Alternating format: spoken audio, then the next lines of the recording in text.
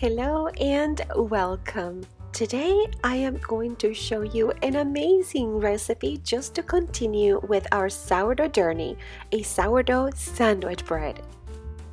And if you're new to my channel, I want to give you a warm welcome. Don't forget to subscribe and share this video with someone who might benefit from it. And if you'd like to begin your own sourdough starter, I am going to leave the link to my video down in the description below and also at the end of this video so you can begin your own sourdough starter. Let's jump right into the recipe. You will need 1.5 cups of non-chlorinated lukewarm water and add it to a bowl. Then we're going to add half a cup of an active sourdough starter.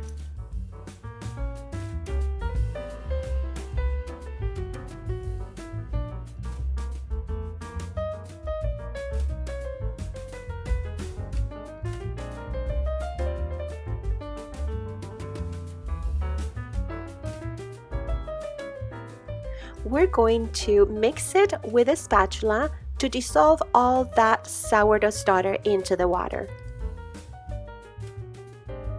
Add 1 tablespoon of honey, or you can also use 1 tablespoon of sugar.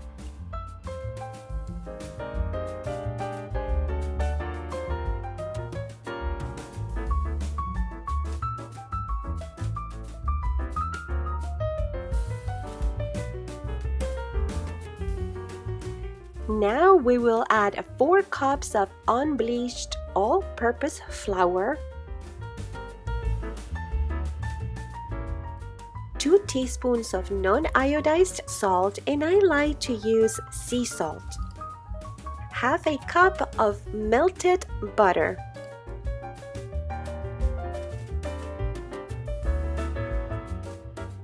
Now we will begin mixing all of that with our spatula to incorporate as much as we can before we switch to our hand. And if for some reason you're not able to use your hand, you can perfectly use a stand mixer with a hook attachment for dough.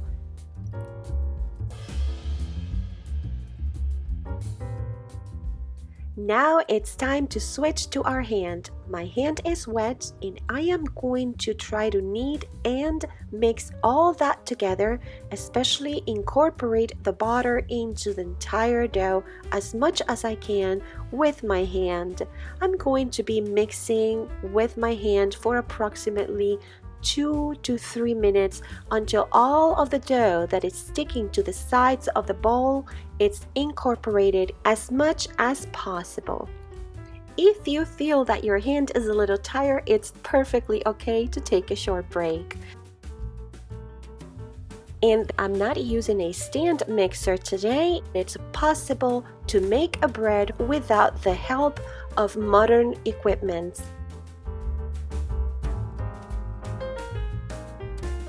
Now I'm going to cover this dough with a plastic wrap, or in this case I'm using a brand new shower cap. It's very handy and I like to use those a lot. Let it rest for about 30 to 45 minutes. After that, do the first stretch and fold, going around the bowl. We will cover it again and let it rest for additional 30 to 45 minutes. Now it's time to do the second stretch and fold. As you notice, this dough, it's a little bit more stretchy and has more structure. Now we're going to cover it a last time and let it rest for additional 30 to 45 minutes. This is going to be the last stretch and fold. As you notice, my hand is wet and look at this dough, how stretchy it is. It's just fabulous.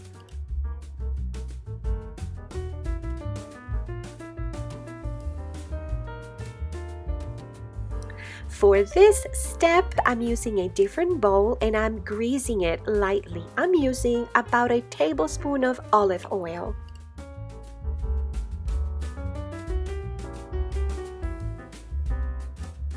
Now place the dough in this new bowl. We're going to add just a little bit of olive oil or any oil that you have at hand on top of the dough. The reason for this is in the case that this dough rises too much, we don't want it to stick to the plastic wrap. We're going to cover it with a plastic wrap, place it in a warm spot of your kitchen, and we're going to let it rest for about 8 to 12 hours. It all depends on how warm or cold is your kitchen area. Well, for me, it's been about 10 hours. Now I am going to grease a loaf pan, the one that I'm going to be using to bake my bread.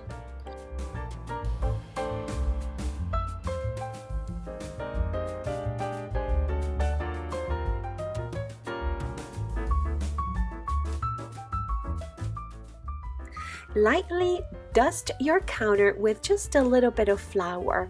We're going to place the dough in there and give it a little stretch to form some sort of a rectangle or a square. It doesn't have to be perfect. Now start rolling your dough beginning at the end and tuck it in from the sides.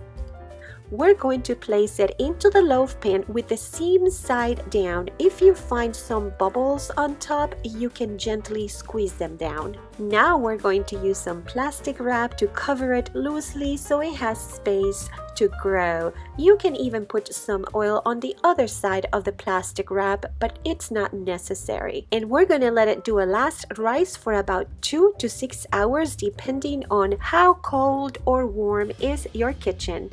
After it has somehow doubled inside, although it's not necessary that it's completely doubled, we're going to preheat the oven to 370 degrees Fahrenheit. Next, we're going to prepare an egg wash. We're going to beat 1 egg at room temperature and then add about 2 tablespoons of water.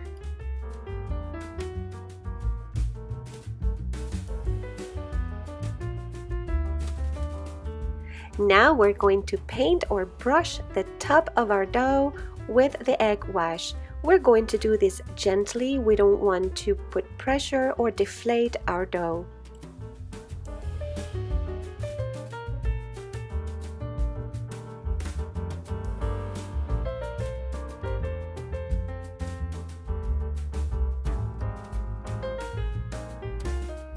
And now we're going to place it in the oven and bake it at 370 degrees Fahrenheit for 45 minutes. After 45 minutes, our bread is ready. I know you're probably tempted to cut a little slice and taste it, but we have to wait until it cools down completely.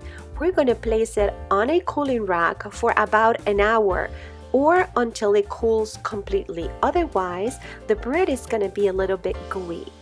Now, when you take it out of the oven, the top of the bread, it's a little bit hard, but as it cools down, you're going to notice that it's softer and softer to the touch. It's been about an hour and a half and I want to show you how soft this bread is. It's just amazing. It's spongy and it's the perfect sandwich bread. Now the exciting moment comes. Let's take a look inside.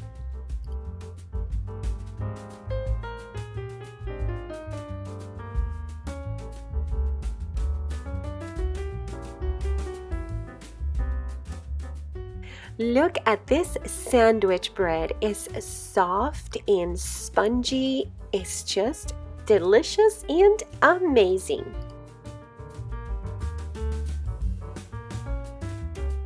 Now let me show you another loaf of bread that I baked the next day.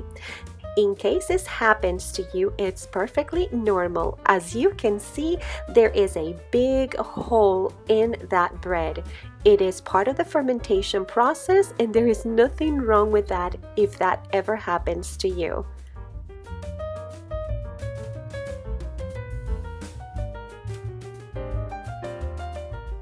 And again, it is so spongy and soft and tender. It's an amazing homemade sandwich bread. And it is so easy to make. And I hope that you have enjoyed this video. Thank you very much for watching. Don't forget to subscribe to my channel and share this video with somebody who might benefit from it. I wish that you have a fabulous and very blessed day. See you soon.